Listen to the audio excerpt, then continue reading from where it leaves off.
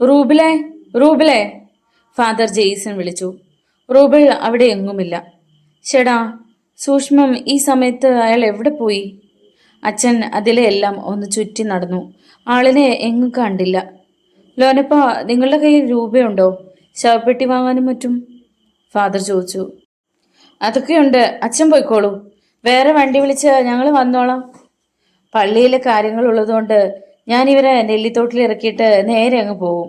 നിങ്ങൾ ഉടനെ വന്നോളണം. അച്ഛൻ ജീപ്പിൽ കയറി. ആ വാഹനം ആശുപത്രിയുടെ ഗേറ്റ് കടന്നു മറിഞ്ഞു.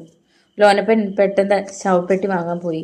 ജോണിച്ചനും മറ്റുള്ളവരും മൃതദേഹത്തിനടുത്ത് നിന്നു. അപ്പോൾ റൂബിളും രംഗത്തെത്തി. എവിടെയായിരുന്നു ഇതുവരെ? ജോണിച്ചൻ ചോദിച്ചു. വല്ലാത്ത തലവേദന. സ്റ്റോറിൽ ചെന്ന് 2 ഗുളിക മേടിച്ച് കഴിച്ചു. പിന്നെ കുറച്ചു നേരം അവിടെ ഇരുന്നു. പോലീസ് പാർട്ടി നെല്ലിത്തോടിന് പോയിട്ടുണ്ട്. പുറകെ അച്ഛൻ്റെ ജീപ്പിൽ ചാക്കോ ചേട്ടനും മറ്റും. നമുക്കും ഉടനെ പോകണം. അത് തൊന്തരവാകും ജോണിച്ച. പോലീസ് ഓരോന്ന് ചോദിച്ച് നമ്മളെ കഷ്ടപ്പെടുത്തും. നമുക്ക് പതിയെ പോയാൽ മതി, റൂബിൾ പറഞ്ഞു. അരമണിക്കൂർ കഴിഞ്ഞപ്പോൾ ലോനപ്പൻ ഒരു വാനിൽ ശവപ്പെട്ടിയുമായി വന്നു. ജഡം ശവപ്പെട്ടിയിലാക്കാനും മറ്റും വീണ്ടും താമസിച്ചു. നേരം 3 മണിയായി. ആരും ഒരു ചായ പോലും കുടിച്ചില്ല. വിശപ്പും ദാഹവും മറന്ന അവർ വേദന വിങ്ങുന്ന ഹൃദയത്തോടെ ലിൻഷിയുടെ മൃതദേഹവുമായി വീട്ടിലേക്ക് തിരിച്ചു. നൈമിഷികമായ ഒരു ജീവിതം. ശലഭം പറന്നുയർന്നതേയുള്ളൂ. അപ്പോഴേക്കും ചിറകുകൾ കരിഞ്ഞ് അതിൻ്റെ പ്രാണൻ അസ്തമിച്ചു. ഏറെ പ്രതീക്ഷകളും മോഹങ്ങളും ഉണ്ടായിരുന്ന ഒരു സാധു യുവതി. അണയാത്ത ദീപവുമായി മണവാളിനെ കാത്തിരുന്ന കന്യക. കാമപ്പയെ പിടിച്ച ഒരു കശ്മലൻ അവളുടെ നെഞ്ചിൽ നിറയൊഴിച്ചു. റൂബിളിൻ്റെ കണ്ണുകൾ വീണ്ടും നിറഞ്ഞു. ഞാൻ ഒരു വലിയ ഭാഗ്യദോഷിയാണ്, അയാൾ ഓർത്തു. എവിടെ പോയാലും എനിക്ക് കിട്ടുന്നത് ദുഃഖവും പരാജയവുമാണ്. അന്ന് ബ്രോക്കർ മത്തായിയുടെ ജീവൻ തിരികെ കൊടുക്കാതിരുന്നെങ്കിൽ ലിൻഷിക്ക് ഈ ദുരന്തം സംഭവിക്കില്ലായിരുന്നു. ഒരിക്കൽ കൊലയാളിയായ തനിക്ക് കൂടുതലായി പാവമൊന്നും ഉണ്ടാകാനില്ല. ആലോചനകളിൽ റൂബിളിൻ്റെ മനസ്സ് നീറിക്കൊണ്ടിരുന്നു. അവർ വീട്ടിലെത്തി.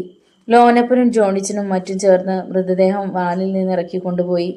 അലമുറയിടുന്ന മാതാപിതാക്കളെ കാണാൻ ശക്തിയില്ലാതെ റൂബിൾ വഴിയിൽ തന്നെ നിന്നു. മത്തായിയെ പിടിച്ച് പോലീസിൽ ഏൽപ്പിച്ചതിൻ്റെ കഥയുമായി പലരും അടുത്തു വന്നു.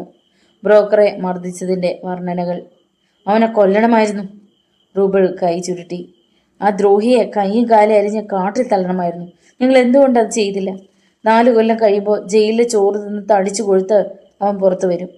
വീണ്ടും തോക്കെടുത്ത് മറ്റൊരു സാധു യുവതിയെ കൊല്ലും. എന്നാലും ശരി, നിങ്ങൾ ആരും പഠിക്കില്ല.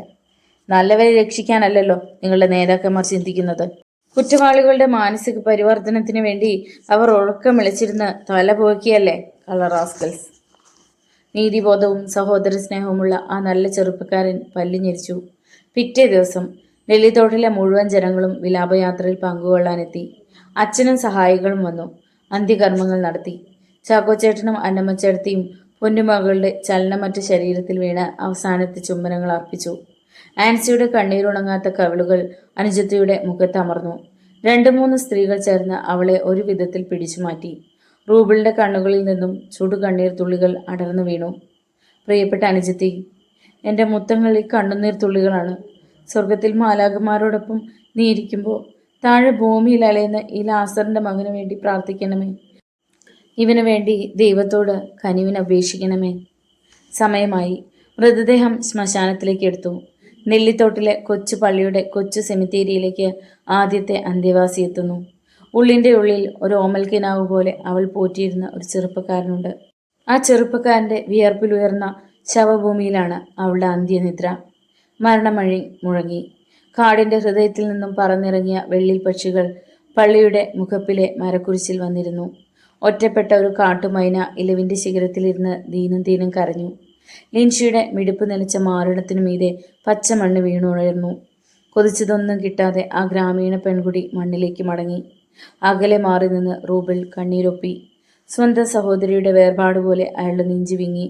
വെയിലിന് ചൂടേറുകയായിരുന്നു. മരിച്ചടക്കിന് വന്നവരിൽ മിക്കവരും മടങ്ങിപ്പോയി. അവസാനം ലോനപ്പനും ജോണിച്ചനും റൂബിളിൻ്റെ അരികിൽ വന്നു. ഇങ്ങനെ മണക്കട്ടിയില്ലാതായാലോ റൂബിളെ? ആ ചാക്കോച്ചേട്ടനും അന്നമ്മച്ചേട്ടത്തിയും സഹിക്കുന്നില്ലേ? അതിലും കവിഞ്ഞതല്ലല്ലോ നമ്മുടെ ആരുടെയും സങ്കടം, ജോണിച്ചൻ പറഞ്ഞു. ഈ പള്ളി ഉള്ളിടത്തോളം കാലം ലിൻഷി ഓർമ്മിക്കപ്പെടും. അവൾ പരിശുദ്ധിയുള്ളവളായിരുന്നു. നല്ല ദിനത്തിൽ അവൾക്ക് സ്വർഗപ്രവേശം കിട്ടിയെന്ന് വിചാരിച്ച് നമുക്കൊക്കെ സമാധാനിക്കാം. ലോനപ്പൻ റൂബിളിൻ്റെ കൈ പിടിച്ചു. നിങ്ങൾ പോയിക്കോളൂ, എനിക്ക് ഈ ഏകാന്തതയിൽ കുറച്ചു നേരം നിൽക്കണം, റൂബിൾ പറഞ്ഞു. വെറുതെ ഓരോന്ന് ആലോചിച്ച് മനസ്സ് ഉണ്ടാക്കണ്ട, നമുക്ക് പോകാം. മരണം എല്ലാവർക്കും ഉണ്ട്. ഈ സെമിത്തേരിയിൽ ലിൻഷിയുടെ അടുത്ത് തന്നെ നമ്മളും ഒരു ദിവസം എത്തും, ജോണിച്ചൻ പറഞ്ഞു. റൂബിൾ പക്ഷേ അതൊന്നും ശ്രദ്ധിച്ചില്ല. പുതിയ മൺകൂണിയിലേക്കായിരുന്നു അയാളുടെ നോട്ടം. അകാലത്തിൽ കൊല്ലപ്പെട്ട ഒരിളം യുവതിയുടെ ആത്മാവ് അവിടെ നിന്ന് തനിക്ക് നേരെ വിരൽ ചൂണ്ടുന്നുണ്ടോ? അവളുടെ നിശിതമായ ദൃഷ്ടികൾ തനിക്ക് നേരെ നീളുന്നുണ്ടോ? വന്നേ, നമുക്ക് പോവാം, ലോനപ്പൻ വീണ്ടും വിളിച്ചു. അവർ നിർബന്ധിച്ച് റൂബിളിനെ കൂട്ടിക്കൊണ്ടുപോയി. വേർപാടിൻ്റെ വേദന തളം കെട്ടി നിൽക്കുന്ന മരണഗൃഹം. കരഞ്ഞു തളർന്ന ആൻസി. പൊന്നുമകളുടെ ഉപേക്ഷിക്കപ്പെട്ട വസ്ത്രങ്ങളിൽ നോക്കി പദം പറയുന്ന അന്നമ്മച്ചേർത്തി. അടക്കി വെച്ച തേങ്ങലുകളോടെ കയറ്റുകട്ടിലിൽ ചുരുണ്ടുകൂടിയ ചാക്കോച്ചേട്ടൻ. അസഹനീയമായ മനോവേദനയോടെ റൂബിൾ മുറിക്കുള്ളിൽ കയറി കിടക്കയിൽ വീണു. ആ പകൽ അവസാനിച്ചു. അത്താഴവുമായി ജോണിച്ചൻ വന്ന് വിളിച്ചു. പക്ഷേ അവിടെ ഒരുത്തരും ആഹാരം കഴിച്ചില്ല. കുറച്ചു കഴിഞ്ഞപ്പോൾ ജോണിച്ചൻ പോയി. വിളക്കണഞ്ഞ വീട്ടിൽ ഉറക്കമില്ലാത്ത മനുഷ്യർ ഇരുട്ടിലേക്ക് നോക്കിക്കിടന്നു. ആകാശം മൂടിക്കെട്ടി. മലമുകളിൽ നിന്നും തുടല് പൊട്ടിച്ചിറങ്ങിയ കാറ്റ് താഴ്വാരത്തെ വിറപ്പിച്ചു. നീണ്ട നീണ്ട മിന്നൽ പിണരുകൾ, ഭൂമിയെ പിളർക്കുന്ന ഇടിമുഴക്കങ്ങൾ. ആരവത്തോടെ മഴ ആരംഭിച്ചു. ധാരമുറിയാതെയുള്ള പെയ്ത്ത്. പേമാരിയുടെ ഇരമ്പം കേട്ടുകിടക്കെ റൂബിൾ പലതും തീരുമാനിച്ചു. നെല്ലിത്തോട്ടിലെ തൻ്റെ അവസാനത്തെ രാത്രിയാണിത്. നേരം പുലർന്നാലുടനെ സ്ഥലം വിടണം. മരിച്ച സ്വപ്നങ്ങളുടെ ശ്മശാനത്തിൽ മറ്റൊരു പകലിനെ കൂടി സ്വീകരിക്കാൻ വയ്യ. നേരിട്ട് പോലീസിൽ ഹാജരാവുക, സത്യം തുറന്നു പറയുക, കിട്ടുന്ന ശിക്ഷ സ്വീകരിച്ച് ശേഷിച്ച ജീവിതം ശാന്തമാക്കി തീർക്കുക. റീന ചേച്ചിയെയും ഡെയ്സിയെയും ഒന്ന് കണ്ടാൽ കൊള്ളാമെന്നുണ്ട്. പക്ഷേ അവർ എവിടെയാണെന്ന് എങ്ങനെ അറിയും? ആൻസിയോട് യാത്ര ചോദിക്കണം. ചെയ്ത കുറ്റം അവളോട് വെളിപ്പെടുത്തണം.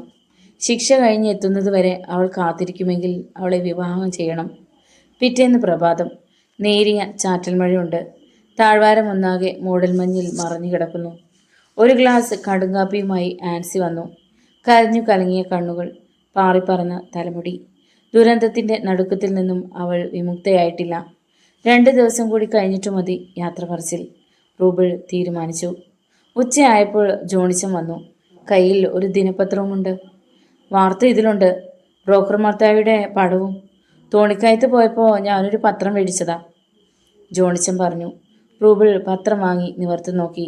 മത്തായിയുടെ പടം കണ്ടു. വാർത്ത വായിച്ചു. അടുത്ത പേജ് മറിച്ചതും റൂബിളിൻ്റെ സപ്തനാഡികളും തളർന്നുപോയി. ചിരിച്ച് കൈകൾ കൂപ്പി നിൽക്കുന്ന അവറാച്ചൻ മുതലാളിയുടെ ഫോട്ടോ. അടുത്തു വരുന്ന തെരഞ്ഞെടുപ്പിൽ ഇടത്തലയിലെ സമ്മതിദായകരോട് വോട്ട് ചോദിച്ചുകൊണ്ടുള്ള അഭ്യർത്ഥന. മുല്ലപ്പൂവിൻ്റെ ചിഹ്നം. അവറാച്ചൻ മുതലാളി എന്ന KT അബ്രഹാം, ഇടത്തലയിലെ ഭരണകക്ഷി സ്ഥാനാർത്ഥി. റൂബിളിൻ്റെ നെറ്റി വിയർത്തു. വീണ്ടും വീണ്ടും അയാൾ ഫോട്ടോയിലേക്ക് നോക്കി. അവറാച്ചൻ മുതലാളി മരിച്ചിട്ടില്ല. തൻ്റെ പിതാവിനെ വഞ്ചിച്ചവൻ, തന്നെ ചതിച്ചു കൊല്ലാൻ ശ്രമിച്ചവൻ, റീന ചേച്ചിയെയും ഡെയ്സിയെയും നാട്ടിൽ പാർക്കാൻ സമ്മതിക്കാത്തവൻ അവറാച്ചൻ മുതലാളി. അടുത്ത തെരഞ്ഞെടുപ്പിൽ അയാൾ ഒരു സ്ഥാനാർത്ഥിയാണ്. പേടിപ്പെടുത്തുന്ന ഒരു ഭീകര സ്വപ്നത്തിൽ നിന്നും ഞെട്ടി ഉണർന്നതുപോലെ റൂബിളിൻ്റെ നോട്ടമുഴറി. അയാൾ സർവാംഗം വിയർത്തു. ചേച്ചി, എനിക്ക് വയ്യ, ഡെയ്സി വേദന കടിച്ചമർത്തിക്കൊണ്ട് പറഞ്ഞു. വലിയ വയറും താങ്ങി ഇരിക്കാനും കിടക്കാനും നിവൃത്തിയില്ലാത്തതുപോലെ അവൾ മുറിക്കുള്ളിൽ ചുറ്റി നടന്നു. സന്ധ്യയോടടുത്ത സമയം. വെള്ളം കോരി വയ്ക്കാനും വിറകൊടിച്ചെടുക്കാനുമുള്ള തിരക്കിലാണ് റീന. പണി കഴിഞ്ഞ് വന്ന് ജോസ് കിണറ്റുകരയിൽ നിന്ന് കുളിക്കുന്നു. അയ്യോ ചേച്ചി! ഡെയ്സിയുടെ വിളി കൂടുതൽ ഉച്ചത്തിലായി. കിടക്കയിൽ വീണ് പരവേശത്തോടെ അവൾ തലയുരുട്ടി. റീന വിളി കേട്ടു. പെറുക്കിയെടുത്ത വിറക് നിലത്തേക്ക് തന്നെ ഇട്ടിട്ട് അവൾ ഓടിയെത്തി. എന്താ എന്താ മോളെ? അതിൻ്റെ സമയമായെന്ന് തോന്നുന്നു ചേച്ചി. എൻ്റെ മാതാവേ! റീന നെഞ്ചിൽ കൈവച്ച് പുറത്തേക്ക് കുതിച്ചു. ജോസേട്ടാ, വേഗം വന്നേ, അവൾ വിളിച്ചു. തലയും മേലും പേരിനൊന്ന് തോർത്തിട്ട് ജോസ് പെട്ടെന്നെത്തി. എന്തിനാ എന്നെ വിളിച്ചേ? ആ വയറ്റാട്ടി നാണിയെ ഒന്ന് കൂട്ടിക്കൊണ്ട് വരണം. അതെന്തിനാ ഇപ്പം നാണിയെ വിളിക്കുന്നേ? ഡെയ്സിക്ക് പേറ്റുനൊമ്പരം തുടങ്ങി. ജോസ് ഓടിച്ചെന്ന് വയറ്റാട്ടിയെ വിളിച്ചുകൊണ്ട് വന്നു. ഈറ്റില്ലത്തിൻ്റെ വാതിലടഞ്ഞു. എൻ്റെ അമ്മേ, എൻ്റെ ഈശോയെ! ഡെയ്സിയുടെ അമർത്തിപ്പിടിച്ച കരച്ചിൽ, നാണിയുടെ ശാസനകളും ഉപദേശങ്ങളും, റീനയുടെ സാന്ത്വനപ്പെടുത്തലുകൾ. ജോസ് പരിഭ്രാന്തിയോടെ തിണ്ണയിൽ ചുറ്റി നടന്നു. സ്ത്രീകളെക്കാൾ പേടിയാണ് അവന്. നേരമിരുട്ടി. അവൻ വിളക്കുകൾ കൊളുത്തി. അടുപ്പിന്മേൽ വെന്ത് കിടന്ന കഞ്ഞി വാർത്തു. കറിയൊന്നുമില്ല. ജോസ് ചമ്മന്തി അരച്ചു. നല്ലപോലെ വിശക്കുന്നുണ്ട്. പണി കഴിഞ്ഞ് വന്നിട്ട് ഒന്നും കഴിച്ചിട്ടില്ല. വയറ് നട്ടലിനോട് ഒട്ടിക്കിടക്കുന്നു. എന്നാലും തനിച്ച് വിളമ്പി കഴിക്കാൻ ജോസിനൊരു മടി. വിവാഹം കഴിഞ്ഞതിൽ പിന്നെ റീന് വിളമ്പിക്കൊടുത്തേ അവൻ വിശപ്പ് തീർത്തിട്ടുള്ളൂ. സക്കറിയാസ് മുതലാളിയുടെ വളർത്തുപുത്രനായിട്ടാണ് ജോസിനെ ചുറ്റുവട്ടത്തുള്ളവർ കണക്കാക്കുന്നത്. അനാഥാലയത്തിൽ നിന്ന് അവനെ മുതലാളി കൂട്ടിക്കൊണ്ടുവന്ന് വളർത്തി. അവനു വേണ്ടി സ്ഥലം വാങ്ങി, കെട്ടിടം പണിയിച്ചു. അവസാനം ഒന്നാന്തരം ഒരു സുന്ദരി പെണ്ണിനെ കെട്ടിച്ചു കൊടുക്കുകയും ചെയ്തു. ആളുകൾ അങ്ങനെയൊക്കെയാണ് ധരിച്ചു വെച്ചിരിക്കുന്നത്. പിന്നെ നാട്ടുകാർക്ക് മനസ്സിലാകാത്തതായി ഒന്നുണ്ട്: ഡെയ്സിയുടെ ജീവിതം. അതൊരു പക്ഷേ മുതലാളിയുടെ സൂക്ഷിപ്പ് മുതലായിരിക്കുമെന്ന് ആളുകൾ അടക്കം പറയുന്നു. ജോസ് ഒന്നും കഴിച്ചില്ല. റീനയുടെ തിരക്ക് തീർന്നാലുടനെ വിളമ്പിത്തക്ക വിധത്തിൽ പാത്രങ്ങൾ കഴുകി വെച്ചിട്ട് അവൻ വീണ്ടും തിണ്ണയിലെത്തി. റാന്തലിന് ചുറ്റും വട്ടമിട്ട് പറക്കുന്ന നിശാശലഭങ്ങളെ നോക്കിയിരുന്ന് നേരെ നീക്കി. കണ്ണുകളിൽ ഉറക്കം തിങ്ങുന്നു. വയറ്റിൽ പള്ളിപ്പെരുന്നാളിൻ്റെ ബാൻഡ് മേളം. ചുവരിൽ ചാരിയിരുന്ന് അവൻ പുറത്തെ ഇരുളിലേക്ക് നോക്കി. രാവ് കനക്കുകയാണ്. ഇരുന്ന ഇരിപ്പിൽ അവനൊന്ന് മയങ്ങി. പ്രസവമുറിയിൽ നിന്നും നവജാത ശിശുവിൻ്റെ ആദ്യ കരച്ചിൽ. ജോസ് ഞെട്ടിയുണർന്നു. മണ്ണെണ്ണ തീർന്ന് റാന്തൽ വിളക്ക് കരിന്തിരി കത്തിത്തുടങ്ങിയിരുന്നു. തണുത്ത പാതിരാക്കാറ്റ് വീശുന്നു. അവൻ പിടഞ്ഞെഴുന്നേറ്റ് ഈറ്റില്ലത്തിൻ്റെ അടഞ്ഞ വാതിലിന് മുന്നിലെത്തി. റീന അപ്പോൾ ഒരു പുഞ്ചിരിയോടെ കതക് തുറക്കുകയായിരുന്നു. ഡെയ്സി പെറ്റോ? ജോസ് ചോദിച്ചു. പിന്നെ പെറാതെയാണോ കരച്ചു കേട്ടത്? ജോസ് ചേട്ടൻ അപ്പുറത്തെങ്ങാനും ചെന്ന് കിടക്ക്. ഇപ്പോഴും ഇങ്ങോട്ടൊന്നും വരരുത്. റീനെ, കൊച്ചെന്നതാ? അവൻ തിരക്കി. കഷ്ടപ്പെടാനുള്ള വർഗമാ, അതും പെണ്ണ്. വയറ്റാട്ടി നാണിയെ സഹായിക്കുന്ന തിരക്കിലായിരുന്നു റീന. ഇടയ്ക്കിടെ അവൾ അനുജത്തിയുടെ നേർക്ക് നോക്കി ആശ്വാസപൂർവ്വം ചിരിക്കുന്നുണ്ടായിരുന്നു. അവൾക്ക് ശ്വാസം നീര വീണത് അപ്പോഴാണ്. പെൺകുഞ്ഞ്, ഒരു ചോരക്കുടം. ആണായാലും പെണ്ണായാലും പെറ്റ തള്ളയ്ക്ക് ഒരുപോലെ. ഡെയ്സിയുടെ മുഖത്ത് നിർവൃതിയുടെ പൊൻവെളിച്ചം പറഞ്ഞു. ഡെയ്സിക്ക് കെട്ടിയോനില്ലയോ? നാണി ചോദിച്ചു. കെട്ടിയോനില്ലെങ്കിൽ പിന്നെ അവൾ പ്രസവിക്കുമോ തള്ളേ? റീനയ്ക്ക് അരിശം വന്നു. കഴുത്തേൽ താലി കണ്ടില്ല, അതുകൊണ്ട് ചോദിച്ചാണേ. ആ, ഞങ്ങളുടെ നാട്ടിലൊക്കെ താലി ഇല്ലാതാണ് ചിലപ്പം കല്യാണം നടക്കുന്നത്. റീന മുഖം വെട്ടിച്ചു. പേറും പിറപ്പും കുറേ കണ്ടവളാണ് ഈ നാണി. എൻ്റെ അടുത്ത് വേല ഇറക്കല്ലേ, പറഞ്ഞേക്കാം. ഡെയ്സിയുടെ നേർക്ക് നാണി തറപ്പിച്ചൊന്ന് നോക്കി. കഴുത്തിൽ താലി വീഴാതെ പ്രസവിക്കേണ്ടി വന്ന ആ പാവം യുവതി കരഞ്ഞു തുടങ്ങിയിരുന്നു. അവളുടെ ഇരു ചെന്നികളിലൂടെയും കണ്ണീർ ചാലുകൾ താഴേക്ക് ഒഴുകുന്നു. വല്ല ചതിവും പറ്റിയതായിരിക്കും. വയറ്റാട്ടി നാണിക്ക് സഹതാപം തോന്നി. തള്ള പിന്നീട് ഒന്നും വേണ്ടിയില്ല. നേരം പുലർന്നു. പ്രതിഫലവും പറ്റിക്കൊണ്ട് നാണി പിരിഞ്ഞു. ആശുപത്രിയിൽ പോകാതെ കാര്യം സാധിച്ചതിന് റീന ദൈവത്തോട് നന്ദി പറഞ്ഞു. പ്രഭാതവും പ്രദോഷവുമായി കാലം നീങ്ങി. കുഞ്ഞിന് അവർ ഹണിമോൾ എന്ന് പേരിട്ടു. അതിൻ്റെ പിതൃത്വത്തെക്കുറിച്ച് അവരിൽ ആരും വേവലാതിപ്പെട്ടില്ല. ഡെയ്സിയേക്കാളേറെ റീനയും ജോസും ആ ഓമന കുരുന്നിൽ സ്നേഹവാത്സല്യങ്ങൾ ചൊരിഞ്ഞു. ഹണിമോളുടെ ഓരോ ചലനവും ആ ചെറിയ വീട്ടിനുള്ളിൽ ആഹ്ലാദത്തിൻ്റെ അലകൾ ഉയർത്തി. ഒരു വേനൽക്കാലം കൂടി കടന്നുപോയി. മഴയും കാറ്റുമായി വർഷകാലമെത്തി. പണിയില്ലാതെ, പണമില്ലാതെ, പട്ടിണിയും പരിവട്ടവുമായി പാവപ്പെട്ടവൻ വലയുന്ന സന്ദർഭം. ജോസിനും പണിയില്ലാതെയായി. പുരയിടത്തിൽ 3 വർഷം പ്രായമുള്ള ബഡ് റബ്ബറുകളാണുള്ളത്. അതിൽ നിന്ന് ആദായം ലഭിക്കണമെങ്കിൽ മറ്റൊരു 3 വർഷത്തെ കാത്തിരിപ്പ് കൂടി വേണം. 2 നേരവും അടുപ്പിൽ തീ പുകയാത്ത ദിവസങ്ങൾ. ഇതാണ് ദൈവം വിധിച്ചിട്ടുള്ളത്. ദാരിദ്ര്യവും കഷ്ടപ്പാടും. ഒടുവിലായപ്പോൾ കൂടുതൽ സങ്കടപ്പെടുത്താനായി ഒരു കുഞ്ഞും. ആരോടുന്നില്ലാതെ ഡെയ്സി പറഞ്ഞു. അവളുടെ മടിയിൽ കിടന്ന് ഹണിമോൾ പതിഞ്ഞ ശബ്ദത്തിൽ കരയുന്നുണ്ടായിരുന്നു. കുഞ്ഞിന് പനിയാണ്. എള്ളിട്ടാൽ പൊരിയുന്ന പനി. നാടൻ രീതിയിലുള്ള ഞൊടുക്കുവിദ്യയൊക്കെ ചെയ്തു. ഒരു ഫലവും ഉണ്ടായില്ല. 1/2 മൈല് പോയാൽ ഒരു ഹോമിയോ വൈദ്യനുണ്ട്. ജോസ് എവിടെ നിന്നോ കുറച്ച് രൂപ കടം വാങ്ങിക്കൊണ്ടുവന്നു. ഡെയ്സിയും റീനയും കുഞ്ഞിനെയും കൊണ്ട് വൈദ്യൻ്റെ വീട്ടിലേക്ക് ഓടി. വൈദ്യൻ വിശദമായി ഹണിമോളെ പരിശോധിച്ചു. 12 നേരത്തേക്കുള്ള തുള്ളിമരുന്നും ഗുളികകളും പൊതിഞ്ഞു വച്ചു. ബാലസന്യാണ്, സൂക്ഷിച്ചില്ലെങ്കിൽ അപകടമാ, വൈദ്യൻ ഓർമ്മപ്പെടുത്തി. പിന്നെ മരുന്നിൻ്റെ വില കൂട്ടി പറഞ്ഞു. പണം കൊടുത്ത് ഡെയ്സിയും റീനയും ക്ലിനിക്കിൽ നിന്നിറങ്ങി. റീനയാണ് കുഞ്ഞിനെ എടുത്തിരുന്നത്. ക്ലിനിക്കിലേക്ക് ഒരു പയ്യൻ നടന്നു വരുന്നു. അവൻ്റെ വലതുകാലിൻ്റെ തള്ളവിരലിൽ ഒരു വച്ചുകെട്ടുണ്ട്. മുറിവ് പറ്റിയതാണെന്ന് തോന്നുന്നു. ഡെയ്സിയുടെ നേർക്ക് നോക്കിയതും പയ്യൻ സ്തംഭിച്ചതുപോലെ വഴിനടുവിൽ തന്നെ നിന്നുപോയി. എന്താടാ ഇങ്ങനെ മിഴിച്ചു നോക്കുന്നത്? റീന അവനോട് ദേഷ്യപ്പെട്ടു. പയ്യന് പക്ഷേ അത് കേട്ടതായ ലക്ഷണമില്ല. ഡെയ്സിയുടെയും അവൻ്റെയും നോട്ടങ്ങൾ തമ്മിൽ തറഞ്ഞു നിൽക്കുകയാണ്. അവരുടെ രണ്ടുപേരുടെയും മുഖത്ത് അമ്പരപ്പും വിസ്മയവും. എവിടെയോ കടലിരുമ്പുന്നു. കൊടുങ്കാറ്റിൽ വൃക്ഷങ്ങൾ കടപുഴകി വീഴുന്നു. അന്നത്തെ ആ പകൽ, താൻ നശിപ്പിക്കപ്പെട്ട നിമിഷങ്ങളെക്കുറിച്ച് ഡെയ്സി തീവ്രവേദനയോടെ ചിന്തിച്ചു. അവരുടെ തലച്ചോറിനുള്ളിൽ പ്രതികാരവാഞ്ച ജ്വലിച്ചുയർന്നു. നീ നീ ഡെയ്സി ആ പയ്യന്റെ നേർക്ക് ഓടിയെടുത്തു. അവറാച്ചൻ മുതലാളിയുടെ വീട്ടിൽ വേലയ്ക്ക് നിന്നവനല്ലേടാ നീ? വിരൽ ചൂണ്ടിയുള്ള ചോദ്യം. അന്ന് എനിക്ക് വാതിൽ തുറന്നു തന്നതും എന്നോട് കയറിയിരിക്കാൻ പറഞ്ഞതും നീയല്ലേ? നിന്നെ ഞാൻ വിടില്ലടാ. അവൾ അവൻ്റെ രണ്ട് കൈകളും കൂട്ടിപ്പിടിച്ച് വലിച്ചടുപ്പിച്ചു. അവൻ വല്ലാതെ ഭയപ്പെട്ടു പോയി. എന്താണ് പറയേണ്ടതെന്ന് അറിയില്ല. അവൻ്റെ പതറിയ നോട്ടം റീനയുടെ മേൽ പതിഞ്ഞു. റീന അമ്പരന്ന് നിൽക്കുകയായിരുന്നു. ഇവനാണോ അവറാച്ച മുതലാളിയുടെ വീട്ടിൽ അന്നുണ്ടായിരുന്ന വേലക്കാരൻ? ഈ താക്കോല് പോലുള്ള പയ്യൻ? ഏറിയാൽ 15 വയസ്സ്. ഇവനും കൂടി ചേർന്നാണോ മുതലാളിക്ക് ഇരയെ വീഴ്ത്തി കൊടുക്കുന്നത്? ഇവനും മുതലാളിയുടെ വഞ്ചനയ്ക്ക് കൂട്ടു നിൽക്കുന്നു. എടാ ഭയങ്കര, നീ ആള് കൊള്ളാമല്ലോടാ. എടാ വിഷവിത്തേ. റീന അവൻ്റെ നേർക്ക് കണ്ണുരുട്ടി കാണിച്ചു. കൈ ചുരുട്ടി ഇടിക്കാനാഞ്ഞു. നിന്റെ പേരെന്താടാ? റീന ചോദിച്ചു. മുത്തു, അവൻ ഭീതിയോടെ പറഞ്ഞു. നീ അവിടുന്ന് പോന്നത് എന്താ? മുതലാളി എന്നെ കൊല്ലുമെന്ന് പേടിപ്പിച്ചു. ആരും അറിയാതെ ഞാൻ ഒളിച്ചു പോന്നു. പലയിടത്തും വേല ചെയ്ത് ഇവിടെ എത്തി. ഇപ്പം ഞാനൊരു ടീച്ചറിൻ്റെ വീട്ടിലാ. ഇവിടെ അടുത്ത് തന്നെ. എൻ്റെ കാലയെ തൂമ്പാ കൊണ്ടതിന് മരുന്ന് വെപ്പിക്കാൻ വന്നതാ ഞാൻ. നിന്നെ എന്തിനാ മുതലാളി കൊല്ലുന്നത്? ഡെയ്സി ചോദിച്ചു. അന്നത്തെ ആ കാര്യം പുറത്തു പറഞ്ഞ കൊല്ലുമെന്ന്. അന്ന് അവിടെ ഉണ്ടായിരുന്ന ആ ആളില്ലേ, അയാള് വലിയ പണക്കാരനാ. അവറാച്ച മുതലാളിയൊക്കെയാളും പണക്കാരൻ. മന്ത്രിമാരെല്ലാം അയാളുടെ സ്വന്തക്കാരാ. ആ തന്തയ്ക്ക് പിറക്കാത്തവൻ്റെ പേരെന്താ? അവൻ എവിടെയാണ് താമസം? മുത്തുവിനറിയാമോ അവൻ്റെ വീട്ടിൽ പോകാൻ? പോൾ ബാബു എന്നാ പേര്. വീടൊക്കെ എനിക്കറിയാം. ഞാനവിടെ 100 വട്ടം പോയിട്ടുണ്ട്. മാമ്പഴവും കൊഞ്ചും കരിമീനും ഒക്കെ മുതലാളി മേടിച്ച് തന്നയക്കും. ഞാൻ അവിടെ കൊണ്ടുചെന്ന് കൊടുക്കും. ഒന്ന് കാണണം. എന്തോരം ചെടികളാണെന്നറിയാമോ? ഞാനവിടെ കയറി നടന്നാൽ ബാബു സാറിൻ്റെ വേലക്കാർ ഒന്നും പറയില്ല. അവർക്കൊക്കെ എന്നെ ഇഷ്ടമാ. അവിടെ ചെന്നാൽ തിരിച്ചു പോരാൻ തോന്നില്ല. മുട്ടൻ ബംഗ്ലാവാ. അവൻ്റെ അമ്മയുടെ ബംഗ്ലാവ്. റീനോ ഒന്ന് കാറി തുപ്പി. അമ്മയും അച്ഛനും ഒന്നുമില്ല. അങ്ങേരെ ഒറ്റത്തടിയാ. കല്യാണവും കഴിച്ചിട്ടില്ല.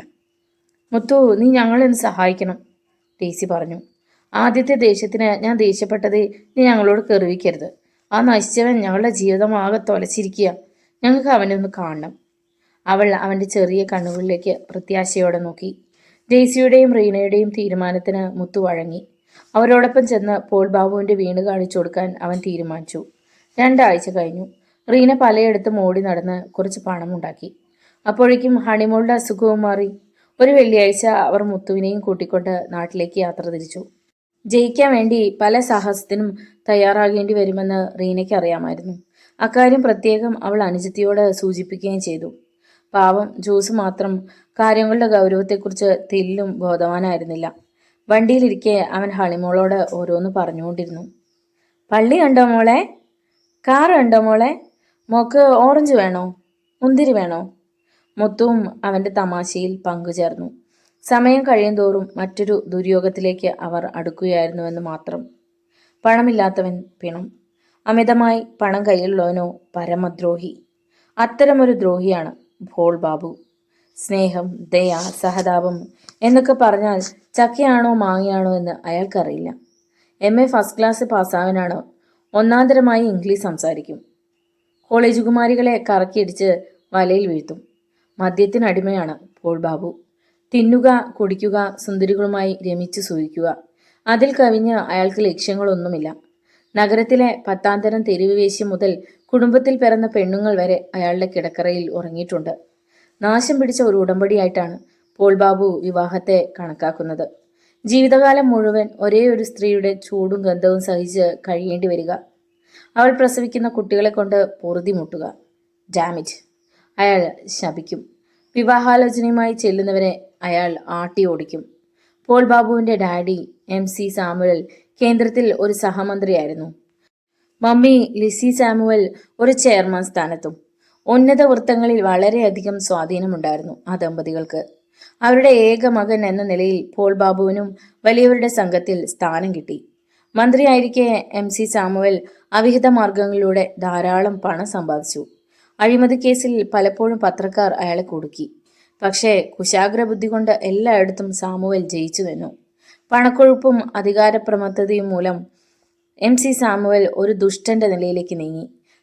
തന്റെ ഉയർച്ചയ്ക്ക് വിലങ്ങുതടിയെന്ന് തോന്നിയവരെയെല്ലാം അയാൾ ഹീനമായി നശിപ്പിച്ചു. ലിസി സാമുവൽ എല്ലാത്തരം നീചപ്രവൃത്തികളിലും ഭർത്താവിന് കൂട്ടുനിന്നു. അവസാനം നീതിമാനായ ദൈവം അവരെ ശിക്ഷിച്ചു. സാമുവൽ ദമ്പതികൾ ഒരു വിമാനാപകടത്തിൽ കൊല്ലപ്പെട്ടു. ആകാശമധ്യത്തിൽ വെച്ച് കത്തിക്കരിഞ്ഞ വിമാനത്തിൽ സകല യാത്രക്കാരും ഭസ്മമായി തീരുകയാണുണ്ടായത്. പോൾ ബാബു അന്ന് MA ഫൈനൽ ഇയറിന് പഠിക്കുകയായിരുന്നു.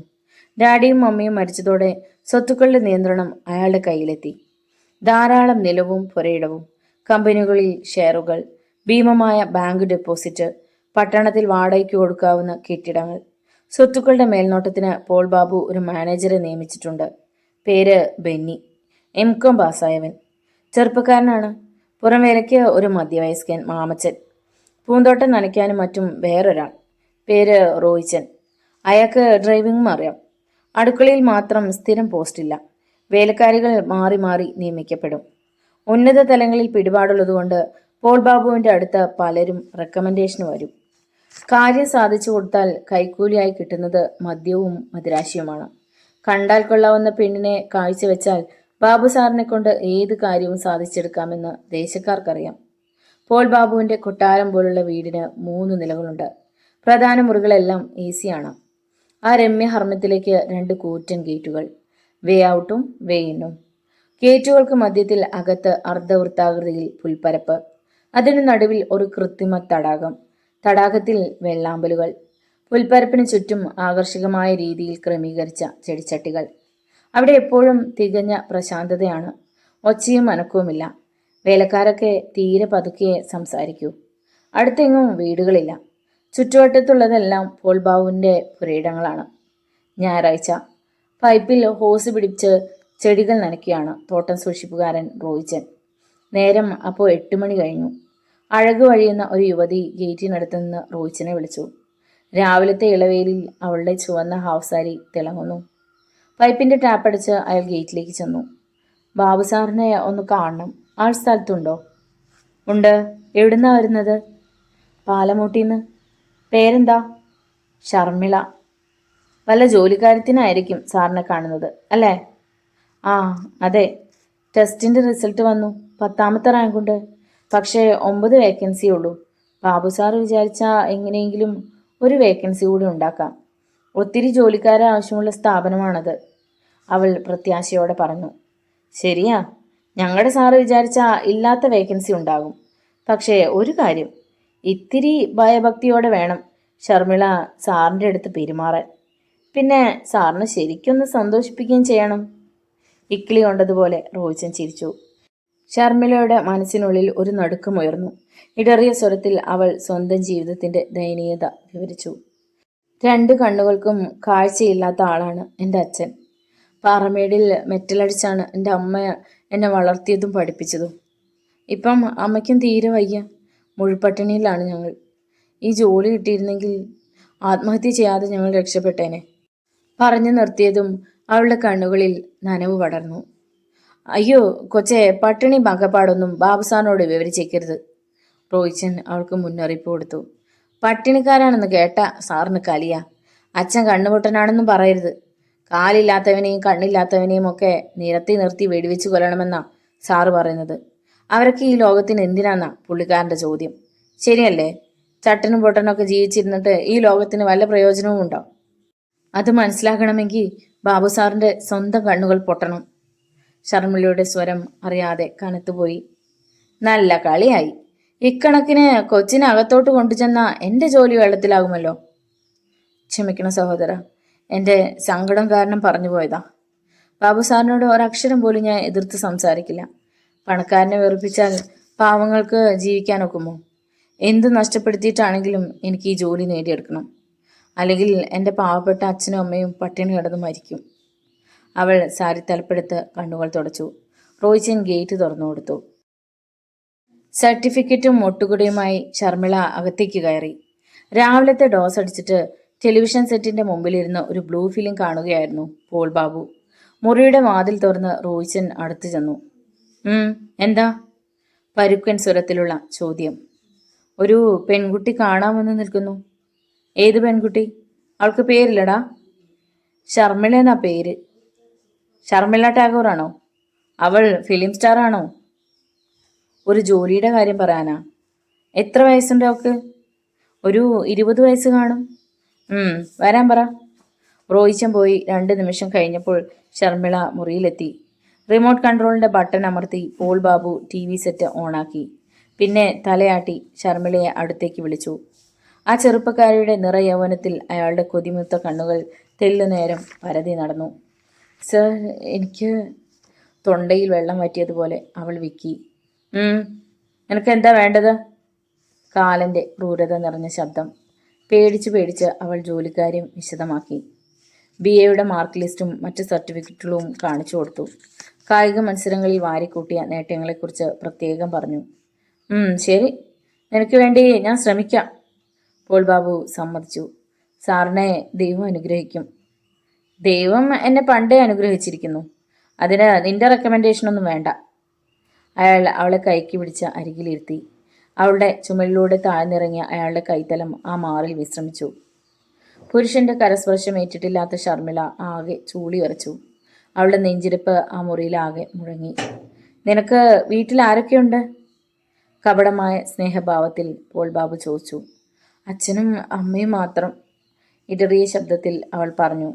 എത്ര നാളായി BA പാസ്സായിട്ട്? 1 വർഷം. ഈ ജോലി കിട്ടിക്കഴിഞ്ഞാലും നീ എന്നെ കാണാൻ വരുമോ? സാറ് വിളിച്ചാ വരും. സത്യമാണോ? സത്യം. അയാൾ അവളെ കിടക്കയിലേക്ക് നയിച്ചു. ഷർമിളയുടെ നെഞ്ച് പടപടാ ഇടിച്ചു. കുതറി മാറി സർട്ടിഫിക്കറ്റുകളും വാരിയെടുത്ത് ഓടിക്കളഞ്ഞാലോ എന്ന് 1 നിമിഷം അവൾ ചിന്തിച്ചു. പക്ഷേ വീട്ടിലെ പട്ടിണിയെക്കുറിച്ച് ഓർത്തപ്പോൾ അവൾക്ക് അതിന് ധൈര്യം വന്നില്ല. ഏറെ പ്രതീക്ഷയോടെയാണ് ഷർമിള BA പാസ്സായത്. ഒരു ജോലിക്ക് വേണ്ടി അവൾ മുട്ടാത്ത വാതിലുകളില്ല. കൈക്കൂലി എന്ന ഘോര രാക്ഷസൻ എല്ലായിടത്തും അവളെ തടഞ്ഞു നിർത്തി. ഇനി ഒരു മാർഗം ഇതേയുള്ളൂ: പോൾ ബാബുവിന് അടിമപ്പെടുക, അയാളുടെ ഇംഗിതങ്ങൾക്ക് വഴങ്ങുക. എന്നാലും അവസാന ശ്രമമെന്ന നിലയിൽ അവൾ ഒന്ന് പൊട്ടിക്കരഞ്ഞു. അവളുടെ കവിളുകളിലൂടെ കണ്ണീർനീർ ചാലുകൾ ഒഴുകിയിറങ്ങി. കൊള്ളാമല്ലോടി, വിചാരിക്കുന്ന നിമിഷത്തിലാണല്ലോ നിനക്ക് കരച്ചിൽ വരുന്നത്. പോൾ ബാബു ഉറക്കെ ചിരിച്ചു. സർ, ഞാനൊരു പാവാണ്. എൻ്റെ ജീവിതം നശിപ്പിക്കരുത്. അങ്ങ് ഈ കൊട്ടാരത്തിൽ ഉറങ്ങുമ്പോൾ മഴ പെയ്ത ചോരുന്ന കുടിലാണ് ഞാൻ ഉറങ്ങുന്നത്. 100 രൂപ നോട്ടുകളെണ്ണി അങ്ങയുടെ കൈ കഴിക്കുമ്പോൾ ചില്ലി കാശില്ലാതെ കഷ്ടപ്പെടുകയാണ് ഞങ്ങൾ. ഈശ്വരനെ ഓർത്ത് എന്നോട് ദയവ് കാണിക്കണം. അവൾ തൊഴുതു പിടിച്ച് കേണു. ഫൈൻ, 1-ാം തരം ഡയലോഗ്. ശർമിളെ, നീ നാടകം എഴുതണം. ഏതെങ്കിലും നാടക സമിതിക്കാര് നിന്നെ പൊക്കിയെടുത്ത് കൊണ്ടുപോകും. എടി പെണ്ണെ, ഇത് പോൾ ബാബു ആണ്. എൻ്റെ അടുത്ത് നീ വേഷം കാണിക്കരുത്. സാക്ഷാൽ ദൈവം തമ്പുരാൻ വിചാരിച്ചാൽ പോലും എന്നെ പരാജയപ്പെടുത്താൻ സാധിക്കില്ല. നിനക്ക് ജോലി വേണോ? എങ്കിൽ ഈ കിടക്കയിലേക്ക് കയറി കിടക്ക്. ഞാൻ ഡബിൾ കോട്ട് വാങ്ങിച്ചിട്ടത് 2 പേർക്ക് കിടക്കാൻ വേണ്ടിയാണ്.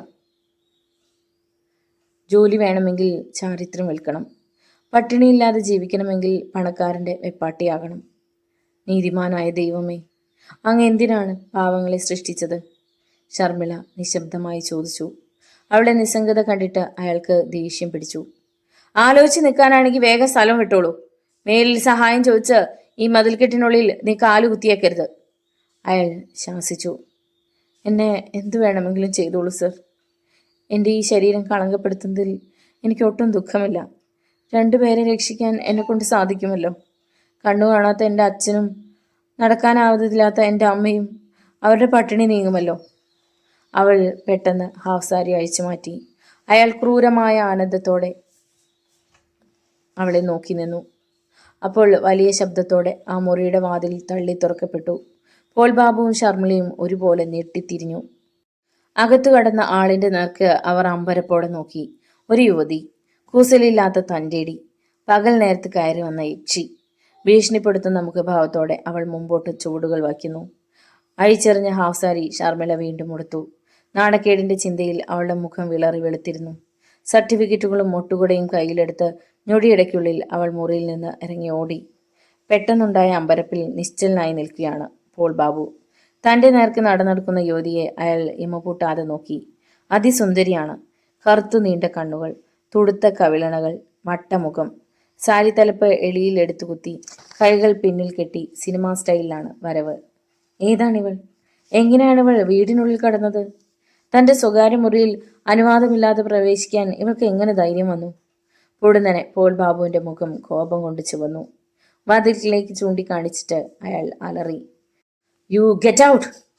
അവൾ അത് കേട്ട് മൃദുവായി ഒന്ന് ചിരിച്ചു. പിന്നെ തണുപ്പ മട്ടിൽ പുച്ഛത്തോടെ പറഞ്ഞു, വെറുതെ ഒച്ചയിരിക്കാതിരിക്കടാ. തന്നെ ഞാൻ ശരിക്കൊന്ന് കണ്ടോട്ടെ. അന്ന് അവറാച്ച മുതലാളിയുടെ വീട്ടിൽ വെച്ച് എൻ്റെ അനുജത്തിയെ നശിപ്പിച്ച ധീരനല്ലേ താൻ? അവക്ക് ഒരു കുഞ്ഞിനെ ദാനം ചെയ്ത് കടന്നു കളഞ്ഞവനല്ലേ? തൻ്റെ മുഖം നല്ല പോലെ ഞാനൊന്ന് കാണട്ടെ. പോൾ ബാബുവിന് പെട്ടെന്ന് ഓർമ്മ വന്നു. അന്ന് അവറാച്ചൻ വീട്ടിൽ വിളിച്ച് തന്നെ സൽക്കരിച്ച ദിവസം. അസാധാരണ സൗന്ദര്യമുള്ള ഒരു യുവതിയെ താൻ അനുഭവിച്ചത്. അതിനു മുമ്പോ പിമ്പോ അത്തരമൊരു മാദകലഹരിയിൽ താൻ മതിമറന്നിട്ടില്ല. വീണ്ടും അവളെ ഒന്ന് പ്രാപിക്കാൻ താൻ കൊതിച്ചതാണ്. സന്ദർഭം കിട്ടിയില്ല. ഇപ്പോഴിതാ അവളേക്കാൾ അഴകു തികഞ്ഞ അവളുടെ ചേട്ടത്തി വന്നിരിക്കുന്നു. നയത്തിലൊന്ന് അടുത്തു നോക്കാം. നിന്റെ പേരെന്താ? പോൾ ബാബു ചോദിച്ചു. എൻ്റെ പേര് റീന. പക്ഷേ അതറിയുന്നതിന് മുമ്പ് താൻ വേറൊരു പേരറിയണം. ഹണിമോൾ. തൻ്റെ രക്തത്തിലും മാംസത്തിലും നിന്ന് ജനിച്ചവൾ. തൻ്റെ ക്രൂരതയുടെ അനന്തരാവകാശി. ഡെയ്സി, കുഞ്ഞിനെ ഇങ്ങ് കൊണ്ടുവാ. വെളിയിൽ കുഞ്ഞിനെ എടുത്ത് കാത്തു നിന്നിരുന്ന ഡെയ്സി അകത്തേക്ക് ചെന്നു. അവളോടൊപ്പം മുത്തുവും ഉണ്ടായിരുന്നു. ഡെയ്സിയും റീനയും ജോസും മുത്തുവും ഒരുമിച്ചാണ് സ്ഥലത്തെത്തിയത്. ജോസിനെ പുറത്തു നിർത്തിയിട്ട് അവർ വീട്ടിനുള്ളിൽ കടന്നു. പോൾ ബാബുവുമായി മുത്തുവിന് നല്ല പരിചയമാണ്. വേലക്കാർക്കും ആ 15-കാരനെ പ്രിയമാണ്. ഒരതിഥി പോൾ ബാബുവിന്റെ മുറിയിലുള്ള കാര്യം മാമച്ചൻ അറിയില്ലായിരുന്നു. അയാൾ മുത്തുവിനെയും ബന്ധുക്കളെയും അകത്തു ചെല്ലാൻ അനുവദിച്ചു. അങ്ങനെയാണ് അവർ ബാബു സാറിന്റെ ലീലാവിലാസത്തിന് സാക്ഷികളായത്. പോൾ ബാബു ഡെയ്സിയുടെ നേർക്ക് തന്നെ ഏറെ നേരം നോക്കി നിന്നു. പിന്നെ അയാളുടെ കണ്ണുകൾ ഹണിമോളുടെ മുഖത്തെത്തി. അവസാനം ആ പെൺവേട്ടക്കാരന്റെ നോട്ടം മുത്തുവിന്മേൽ പതിഞ്ഞു. ഇവനാണ് കള്ളം വെളിച്ചത്താക്കിയത്. ഇവന്റെ കൂട്ടരായിരിക്കുമെന്ന് കരുതിയാവും വേലക്കാർ തന്റെ അനുവാദം ചോദിക്കാതെ ഇവരെ ഇങ്ങോട്ട് പറഞ്ഞു വിട്ടത്. ഇനി ഏതായാലും ബുദ്ധിപൂർവ്വം വേണം നീങ്ങാൻ. രണ്ടും കൽപ്പിച്ചാണ് ഇവളുമാരുടെ വരവ്. ഏതെങ്കിലും ഒരു കുട്ടിയെ തോളിലെടുത്തോണ്ട് വന്ന് എന്നെ അപമാനപ്പെടുത്താൻ ശ്രമിച്ചാൽ നിന്നെയെല്ലാം ഞാൻ ലോക്കപ്പിലാക്കും. പോൾ ബാബു ഭീഷണി ഉയർത്തി. ഏതെങ്കിലും ഒരു കുട്ടിയോ? അങ്ങനെയാണോ താൻ പറയുന്നത്? ഈ കുഞ്ഞിന്റെ മുഖവും തന്റെ മുഖവും ഒരുമിച്ച് കാണുന്ന ആരും സമ്മതിക്കുമില്ലടോ നിങ്ങൾ അപ്പനും മകളുമാണെന്ന്. അത് പോരെങ്കിൽ രക്തം പരിശോധിക്കാം. താൻ തയ്യാറുണ്ടോ അതിന്? റീന ചോദിച്ചു. എടോ പൊടോ എന്ന് വിളിച്ച് സംസാരിച്ചാ നിന്റെ ചെവിക്കല്ല് ഞാൻ അടിച്ചു പൊട്ടിക്കും. പോൾ ബാബു കൈ ചുരുട്ടി. റീന പെട്ടെന്ന് എളിയിൽ ഒളിച്ചു വെച്ചിരുന്ന കടാര പുറത്തെടുത്തു. കുഞ്ഞിനെ മുത്തുവിന്റെ കയ്യിൽ കൊടുത്തിട്ട് ഡെയ്സിയും അയാളോടടുത്തു. അവളുടെ കയ്യിലും പ്രത്യക്ഷപ്പെട്ടിരുന്നു ഒരു കടാര. പകയുടെ ഭ്രാന്ത് കയറിയ 2 യുവതികൾക്ക് നടുവിൽ നിന്ന് പോൾ ബാബു വിറച്ചു. നോവലിന്റെ തുടർന്നുള്ള ഭാഗങ്ങൾ കേൾക്കുന്നതിന് വേണ്ടി ചാനൽ സബ്സ്ക്രൈബ് ചെയ്യുക. നിങ്ങളുടെ വിലയേറിയ അഭിപ്രായങ്ങളും നിർദ്ദേശങ്ങളും കമന്റ് ബോക്സിൽ രേഖപ്പെടുത്തുക. വീഡിയോ ഇഷ്ടമായാൽ ഒന്ന് ലൈക്ക് ചെയ്ത് മറ്റു സുഹൃത്തുക്കൾക്ക് കൂടി ഷെയർ ചെയ്ത് നൽകുക. വീണ്ടും കാണാം. നന്ദി.